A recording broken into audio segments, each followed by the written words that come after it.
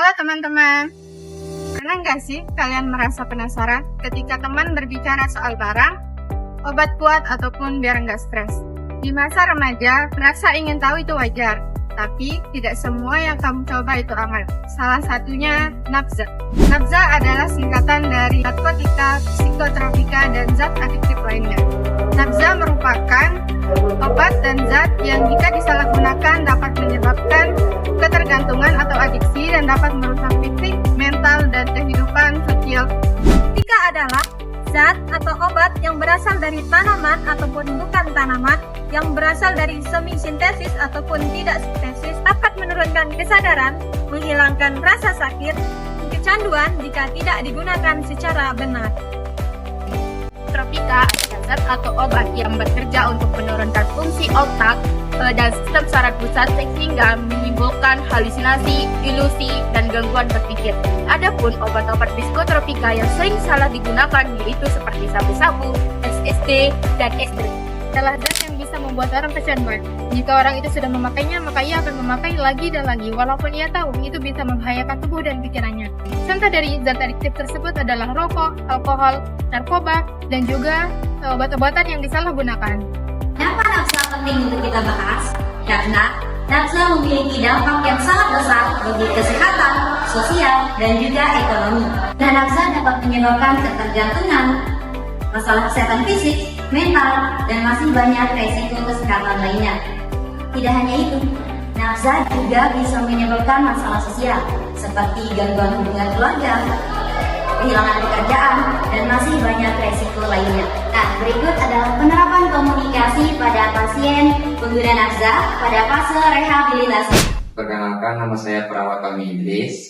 Di sini saya akan menanyakan perasaan dan pengalaman setelah berada di tahap akhir rehabilitasi. Sebelum saya menanyakan, boleh Bapak perkenalkan namanya siapa? Nama saya Jack, Umurnya 25. 25. Di sini perasaan setelah di tahap akhir rehabilitasi itu seperti apa? Perasaan Bapak sekarang? Perasaan saya sekarang itu senang, akhirnya bisa kembali, bisa pulang ke rumah. Terus pengalaman yang didapat setelah dalam tahap proses rehabilitasi itu apa aja sih? Banyak sih, tapi saya tidak bisa jelaskan semuanya. Sedikit kayak bisa mengenal teman-teman baru, kayak bisa Ketemu dengan teman baru? ya teman-teman baru, dan bisa sadar juga Akan perilaku yang buruk yang ganti. Apa ada rasa ingin kembali untuk mengkonsumsi barang tersebut? Ada, tapi tidak terlalu. Saya tahu Pak, apa tips atau solusi agar saya tidak kembali mengkonsumsi hal tersebut? Oke, di sini ada beberapa tips yang bisa Bapak lakukan. Jadi sebenarnya untuk menghindari pengkonsumsian barang tersebut itu bisa dilakukan olahraga Pak. Jadi ketika ada ingin rasa mengkonsumsi lagi itu, coba Bapak berlari gitu, berolahraga gitu ya. Terus ada yang kedua, untuk mensibukkan diri bisa Bapak melakukan berkebun gitu, tanam cabai, tanam tembakau di rumahnya ya. Terus ada menghindari lingkungan kayak pergaulannya itu, jangan bergaul sama orang-orang yang mengkonsumsi barang tersebut ya. Mungkin itu saja tipsnya. Nanti bisa diterapkan ya Bapak ya. Ya. Pak, perkenalkan, saya Perawat Riza. Nah, di sini saya akan menanyakan gimana sih perasaan Bapak setelah berada di tahap akhir rehabilitasi. Sebelumnya, apa boleh tahu siapa nama Bapak? Nama saya Adam, Umurnya berapa? 23, Dari mana? dari Raya. Terus gimana sih perasaan Bapak setelah ada di tahap akhir rehabilitasi? Saya senang akhirnya bisa pulang, tapi saya takut kembali lagi seperti selalu. Baik, Kak. Terus gimana sih pengalaman Bapak selama ada di tahap rehabilitasi? Perasaan saya di sana senang, akhirnya saya bisa tahan diri untuk melakukan konsumsi obat-obatan itu lagi, karena di sana saya diajarkan untuk mengelola stres. Bagus banyak.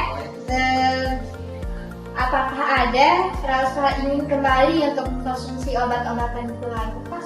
Ada, tapi saya bisa menahan diri agar tidak melakukannya lagi. Dan gimana sih tips agar tidak melakukan itu lagi?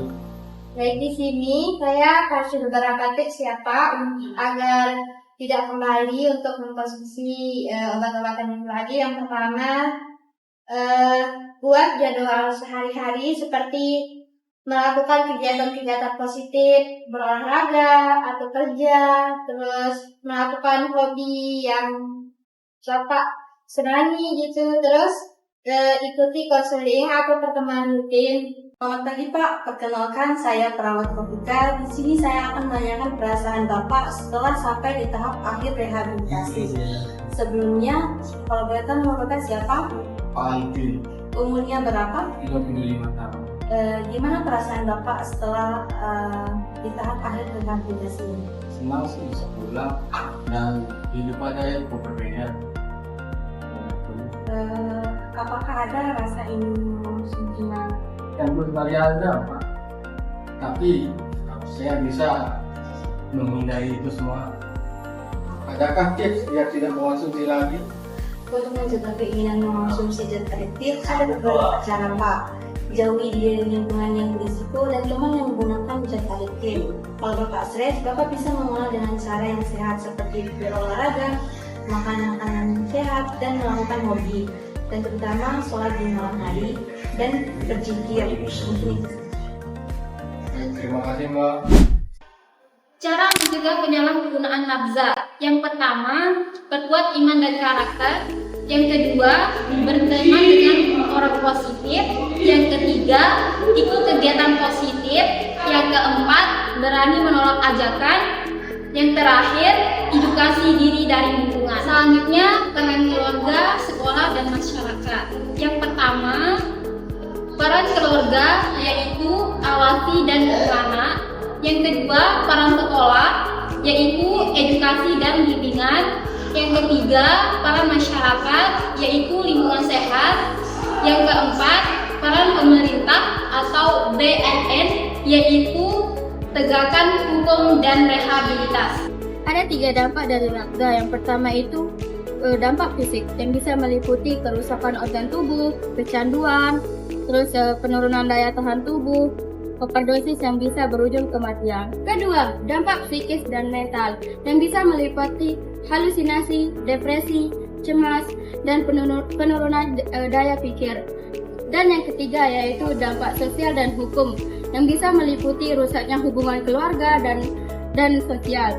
Dan kita juga bisa dikeluarkan dari sekolah maupun pekerjaan dikarenakan kita mengkonsumsi nafza tersebut. Ingat ya teman-teman, sayangi dirimu, keluargamu, dan masa depanmu. katakan Tidak pada narkoba. Stop narkoba.